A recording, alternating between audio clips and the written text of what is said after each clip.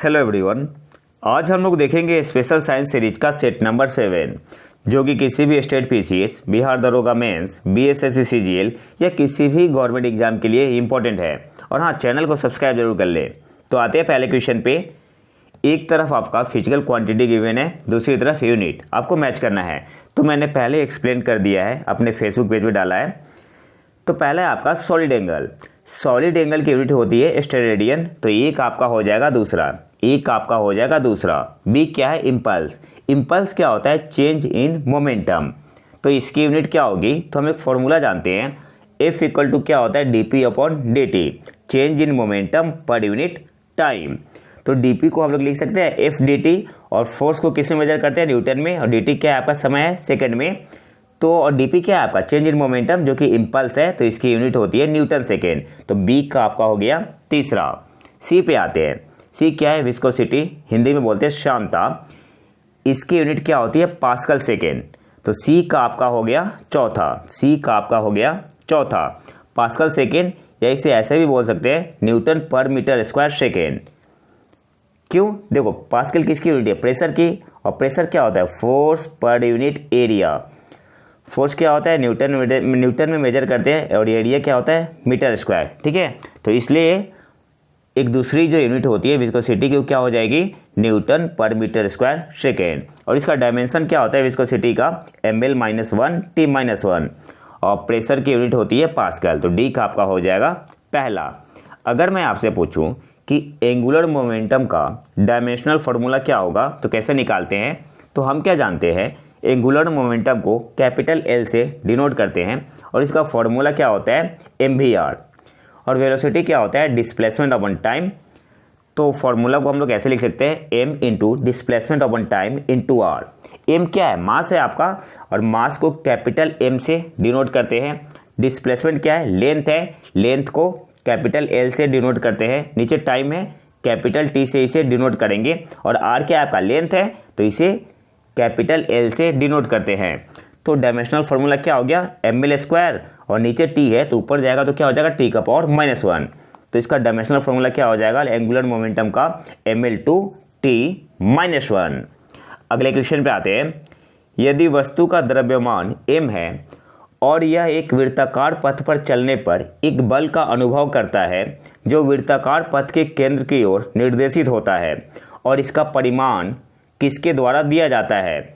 If m be the mass of object and it experience a force when it moves a circular path which directs towards the center of the circular path and has a magnitude is given by। देखो, question क्या आपसे पूछ रहा है, कोई एक object है, वो सर्कुलर पाथ में यहाँ पे मूव कर रहा है।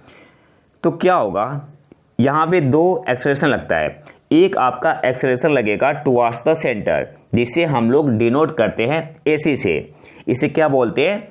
इस एक्सेलरेशन को बोलते हैं सेंट्रीपिटल एक्सेलरेशन। तो ये आपको याद रखना है। AC क्या है? Acceleration towards the centre, towards the centre. तो जब भी कोई ऑब्जेक्ट सर्कुलर पाथ में घूमता है तो दो एक्सेलरेशन इसमें लगता है। एक आपका लगता है एक्सेलरेशन टुवार्ड्स द सेंटर, जिसे बोलते हैं, इसे डिनोट करते हैं AC से, और इसे बोलते हैं सेंट्रीपिटल एक्सेलरेशन। और एक आपका होता है टेंजेंशियल एक्सेलरेशन। लेकिन हम लोग यहाँ पे बात कर रहे हैं यूनिफॉर्म सर्कुलर मोशन की, जिसमें स्पीड कांस्टेंट होता है। तो 80 आपका क्या हो जाएगा? 0 हो जाएगा। मतलब टेंजेंशियल एक्सेलरेशन क्या होगा? 0 होगा। तो हम यहाँ पे कौन सा एक्सेलरेशन बचेगा? केवल सेंट्रीपिटल एक्सेलरेशन। और ये जो एक्सेलरेशन होता है टुवार्ड्स द सेंटर होता है, और इसकी वैल्यू क्या होती है? सेंट्रीपिटल एक्सेलरेशन की वैल्यू क्या होती है? v²/r। तो ये आपको याद रखना है, कितनी होती है? v²/r। अच्छा, ये जो एक्सेलरेशन आया तो किसी फोर्स की वजह से आया होगा, कोई नेट फोर्स होगा। उस फोर्स को हम लोग बोलते हैं क्या? Centripetal force. और इसे कैसे निकालते हैं? तो जो सेंट्रीपिटल एक्सेलरेशन होता है, इसमें आप मास से मल्टीप्लाई कर दो तो क्या मिल जाएगा? Centripetal force. अच्छा, सेंट्रीपिटल फोर्स जो है, यह फोर्स लगने वाला नहीं होता है। ये जो सेंट्रीपिटल फोर्स है, यह लगने वाला फोर्स नहीं होता है, होता है, ठीक है, रिजल्टेंट निकलता है, जिससे हम लोग बोलते हैं सेंट्रीपिटल फोर्स बोलते हैं। और जिसकी वैल्यू कितनी होती है? Mass into centripetal acceleration MAC। और AC की वैल्यू कितनी है? v²/r। तो हम लोग यहाँ पे वैल्यू जब पुट करेंगे AC की जगह पे, mv² बाई आर आपका क्या आ गया, सेंट्रीपिटल फोर्स आ गया। तो वही आपसे पूछ रहा है कि सेंट्रीपिटल जो फोर्स लग रहा है इसकी वैल्यू क्या होगी। तो एक तो आपका हो गया mv²/r, और हम क्या जानते हैं, जो लीनियर वेलोसिटी और एंगुलर वेलोसिटी के बीच में रिलेशन क्या होता है, v = ओमेगा r होता है। तो हम लोग क्या करेंगे, v की जगह क्या पुट कर देंगे, ओमेगा r। r क्या है, रेडियस है, ठीक है, मैंने यहाँ पे स्मॉल r से डिनोट किया है, आप इसे कैपिटल R मान के चलो। तो जब v की वैल्यू हम लोग पुट करेंगे ओमेगा r, तो क्या आ जाएगा, m⍵² r आ जाएगा। यहाँ पे m⍵²r² हो जाएगा, नीचे एक r है तो एक r, 1 r कैंसिल हो जाएगा, तो क्या बचेगा, m⍵²r। तो दोनों फॉर्मूला आपका सही है। एक आपका होता है सेंट्रीपिटल फोर्स का mv²/r, या ऐसे भी लिख सकते हैं m⍵²r। तो सही आंसर यहाँ पे क्या होगा, ऑप्शन सी आपका यहाँ पे सही आंसर हो जाएगा, बोथ ए एंड बी। अच्छा, यहाँ पे पहले से टिक लगाया हुआ है क्योंकि मैंने अपने फेसबुक पेज पे डाला था, तो पहले से इसलिए टिक लगा हुआ है। इसके अलावा एक और पॉइंट आपको याद रखना है, एक आपका होता है सेंट्रीफ्यूगल फोर्स, ठीक है, ज़्यादा डिटेल में नहीं जाएंगे। एक क्या होता है, स्यूडो फोर्स होता है और रेडियली आउटवर्ड होता है। तो आपसे एग्जाम में पूछता है कि इनमें से कौन सा फोर्स स्यूडो फोर्स है, तो आंसर क्या होगा, वहाँ पे ऑप्शन में दिया होगा सेंट्रीफ्यूगल फोर्स। तो सेंट्रीफ्यूगल फोर्स क्या होता है, स्यूडो फोर्स होता है, काल्पनिक फोर्स होता है, रेडियली आउटवर्ड होता है। अगले क्वेश्चन पे आते हैं, निम्नलिखित विशेषताओं के आधार पर सही विकल्प की पहचान करें। On the basis of following feature identify the correct option. पहला क्या है, इसे केजी मीटर पर सेकेंड की इकाइयों में मापा जाता है। It is measured in unit of KG metre per second. तो देखो, इसको सॉल्व करने का सबसे बेस्ट तरीका क्या होता है, केजी क्या है, मास है ना। अच्छा, ये मीटर पर सेकेंड क्या है, वेलोसिटी है। वेलोसिटी क्या होता है, मीटर पर सेकेंड, मतलब मास इंटू वेलोसिटी है। और ये क्या होता है, मोमेंटम होता है, मोमेंटम होता है। और ये ऑप्शन बी क्या है, इनर्शिया है। तो इनर्शिया तो एक प्रॉपर्टी होता है ना, तो ऑप्शन ए आपका यहाँ पे सही आंसर हो जाएगा, मोमेंटम संवेग। और मोमेंटम क्या कैसी क्वांटिटी होती है, वेक्टर क्वांटिटी होती है। तो सेकंड क्या है, इसकी दिशा पिंड के वेग के समान होती है। Its direction is the same as that of velocity of body. तो सही बात है, तो ऑप्शन ए आपका यहाँ पे सही आंसर हो जाएगा, मोमेंटम। अगले क्वेश्चन पे आते हैं, यदि त्रिज्या r का एक छोटा गोला शांता ईटा के सजातीय स्थिर माध्यम तरल या गैस के माध्यम से वेग v के साथ घूम रहा है, तो गोले पर कार्य करने वाला श्यान बल 6/η/r। तो सबसे पहले तो आपको याद रखना है, श्यान बल को ही इंग्लिश में क्या बोलते हैं, विस्कस फोर्स। विस्कस फोर्स की वैल्यू क्या होती है, विस्कस फोर्स की वैल्यू क्या होती है, 6πη/r। यहाँ से सीधे एग्जाम में क्वेश्चन आता है, फॉर्मूला पूछता है। तो विस्कस फोर्स की वैल्यू क्या होती है, 6πη/r। तो आपसे पूछ रहा है कि यह स्टेटमेंट किसका है, तो सही आंसर क्या होगा, ऑप्शन बी आपका यहाँ पे सही आंसर हो जाएगा, Stokes law. If a small sphere of radius r is moving with a velocity v through a homogeneous stationary medium liquid या gas of viscosity eta, then the viscous force acting on the sphere is given by 6/η/r। This is the statement of Stokes law। Option B आपका यहाँ पे सही answer होगा। अच्छा, Boyle's law क्या होता है, पीवी कांस्टेंट आपका क्या होता है, बॉयल्स लॉ होता है। अगले क्वेश्चन पे आते हैं, प्रवाह पैटर्न के प्रकार स्ट्रीमलाइनर, लेमिनार या अशांत एक गैर आयामी संख्या द्वारा निर्धारित होते हैं, जिसे कहा जाता है the types of flow pattern, streamline, laminar और turbulent is determined by a non dimensional number which is called. तो इसे क्या बोलते हैं, रेनॉल्ड्स नंबर बोलते हैं। तो ऑप्शन डी आपका यहाँ पे सही आंसर होगा। मैंने पहले ही फेसबुक पेज पे डाल दिया है, इसलिए पहले इसमें आपको एक्सप्लेनेशन मिलेगा और आंसर पे टिक किया हुआ मिलेगा। अच्छा, एक और पॉइंट आप यहाँ से याद रखो, अगर रेनॉल्ड्स नंबर की वैल्यू लेस देन 1000 है तो या तो स्ट्रीमलाइन होगा या लेमिनार होगा। अगर ग्रेटर देन 2000 हो तो क्या होगा, टर्बुलेंट होगा। और अगर 1000 से 2000 के बीच में हो तो अनस्टेडी होगा। और डाटा में भी वेरी कर सकता है, ठीक है, अलग अलग जगह पे थोड़ा डाटा डिफर करता है। अगले क्वेश्चन पे आते हैं, जब पानी में टेबल नमक मिलाया जाता है तो उसके क्वथनांक पर क्या प्रभाव पड़ता है। What happens to the boiling point of water when table salt is added to it. तो क्या होता है, बॉइलिंग पॉइंट इंक्रीज हो जाता है। ऑप्शन सी आपका यहाँ पे सही आंसर होगा। अगले क्वेश्चन पे आते हैं, निम्नलिखित में से कौन सा रासायनिक परिवर्तन का उदाहरण है। Which one among the following is an example of chemical change. तो देखो, फिजिकल चेंज और केमिकल चेंज में क्या फ़र्क है। जो फिजिकल चेंज होता है वो आपका रिवर्सिबल होता है और जो केमिकल चेंज होता है वो इरिवर्सिबल होता है। फॉर एग्जाम्पल अगर हम लोग आइस क्यूब की बात करें, यहाँ पे आइस क्यूब है, ये आपका पिघल के क्या बन गया, वाटर बन गया, ये वाटर में चेंज हो गया और फिर वाटर कन्वर्ट हो जाएगा आइस क्यूब में, टेम्परेचर 0 डिग्री सेल्सियस पे कर दो आप, तो ये क्या है, कैसा प्रोसेस है, रिवर्सिबल प्रोसेस है। तो ये आपका क्या हो गया, फिजिकल चेंज हो गया। लेकिन केमिकल चेंज में आप ऐसा नहीं कर सकते। अब आपने अंडे को फ्राई कर दिया, the frying of an egg, अब क्या फिर से वो अंडा बना सकते हो जैसे पहले रॉ था, बिल्कुल नहीं हो सकता पॉसिबल। तो ये क्या है, केमिकल चेंज है। तो ऑप्शन सी आपका यहाँ पे सही आंसर होगा। तो ये ट्रिक है याद करने का, ठीक है। बाकी बहुत कुछ जाना है इसमें डिटेल में। अगले क्वेश्चन पे आते हैं। कौन सा सूत्र एक कोष में इलेक्ट्रॉनों की अधिकतम संख्या देता है? Which formula gives the maximum number of electron in a shell? तो फॉर्मूला क्या होता है, 2n² होता है। अब इसे थोड़ा डिटेल में देखेंगे, काफ़ी इंपॉर्टेंट पॉइंट है यहाँ पे जानने के लिए। सबसे पहले तो किसी भी सेल में मैक्सिमम नंबर ऑफ इलेक्ट्रॉन कितना होता है, 2n² होता है। तो ये इंपॉर्टेंट फॉर्मूला है, आपको याद रखना है। अब डिटेल में थोड़ा देखते हैं। इलेक्ट्रॉन को 4 क्वांटम नंबर से डिस्क्राइब करते हैं। तो सबसे पहले देखते हैं प्रिंसिपल क्वांटम नंबर, इसे स्मॉल n से डिनोट करते हैं। इसकी वैल्यू होती है n = 1 2 3 एंड सो ऑन। और एक और क्वेश्चन आपसे पूछता है कि जो प्रिंसिपल क्वांटम नंबर होता है ये किसे डिस्क्राइब करता है या किससे रिलेट करता है? तो साइज ऑफ द ऑर्बिटल, ही याद रखना है। प्रिंसिपल क्वांटम नंबर का संबंध किससे है? Size of the orbital. तो ये पॉइंट आपको याद रखना है। अब जैसे आपका यहाँ पे k सेल हो गया, L सेल हो गया, M सेल हो गया, तो एग्जाम में आपसे पूछता है कि K सेल में मैक्सिमम नंबर ऑफ इलेक्ट्रॉन कितना होगा, L सेल में मैक्सिमम नंबर ऑफ इलेक्ट्रॉन कितना होगा, M सेल में मैक्सिमम नंबर ऑफ इलेक्ट्रॉन कितना होगा, इसके आगे N सेल होता है उसमें मैक्सिमम नंबर ऑफ इलेक्ट्रॉन कितना होगा। ये ऐसे क्वेश्चन पूछा हुआ था। तो कितना होता है, तो फॉर्मूला क्या मैंने बताया था, 2n² होता है। तो K सेल का मतलब क्या हुआ, n = 1। तो इसमें मैक्सिमम इलेक्ट्रॉन कितना होगा, तो फॉर्मूला क्या होता है, 2n² होता है। और n की वैल्यू K सेल के लिए कितनी होती है, 1 होती है। तो 2 × 1² 2 हो गया। तो K सेल में आपका मैक्सिमम इलेक्ट्रॉन कितना हो जाएगा, 2 हो जाएगा। जब L सेल की बात करेंगे, L सेल का मतलब क्या हुआ, K सेल का मतलब 1, L सेल का मतलब 2, M सेल का मतलब 3।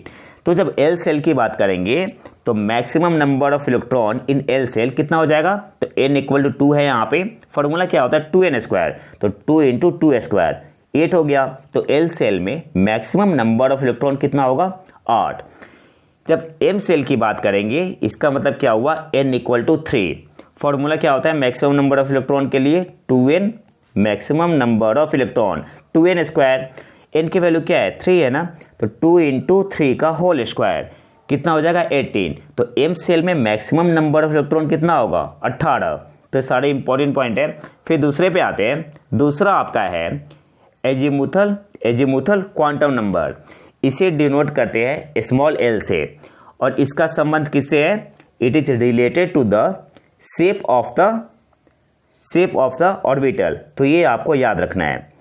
जो एजीमुथल क्वांटम नंबर है इसे स्मॉल l से डिनोट करते हैं, it is related to shape of the orbital. और जो प्रिंसिपल क्वांटम नंबर था वो किससे रिलेटेड था, साइज ऑफ द ऑर्बिटल। तो ये दोनों पॉइंट में डिफरेंस है, तो आपको याद रखना है। जो एजीमुथल क्वांटम नंबर है इसे स्मॉल l से डिनोट करते हैं and it is related to shape of the orbital. और l की वैल्यू क्या होती है, 0 से n-1।